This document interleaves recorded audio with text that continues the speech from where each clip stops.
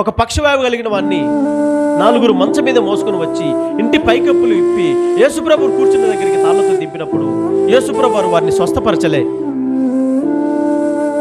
నీ పాపములు క్షమించబడి ఉన్నవి, నువ్వు లేచి నీ పరిపెత్తుకున్నాడు అన్నాడు. అందరు అక్కడ ఉన్న వారు చూసి ముక్కున వేలేసుకున్నారు. ఇదేంటి, స్వస్థపరచాల్సింది పోయి నీ పాపం నుంచి విడుదల కలిగింది లేవు అని అన్నాడండి. ఈయనెవరు పాపాలు క్షమించడానికి అని అనుకున్నారు.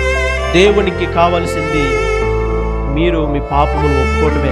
అది చాలా పెద్దది దేవుని దృష్టిలో. అది గన మీరు ఒప్పుకుంటే మీకు కావలసినవన్నీ దేవుడు సమృద్ధిగా ఇస్తాడు. ఆయన ఎవరి రుణాన్ని ఉంచుకునేవాడు కాదు. దేవుని నమ్ముకొని చెడిపోయిన వారిని ఎవరైనా ఒకరు సాక్ష్యం చెప్పారు. మేము ఆయన నమ్ముకోవడం ద్వారా చాలా చెడిపోయామండి అని చెప్పారు. చాలా మంది చెప్తారు మేము చాలా దీవించబడ్డామండి.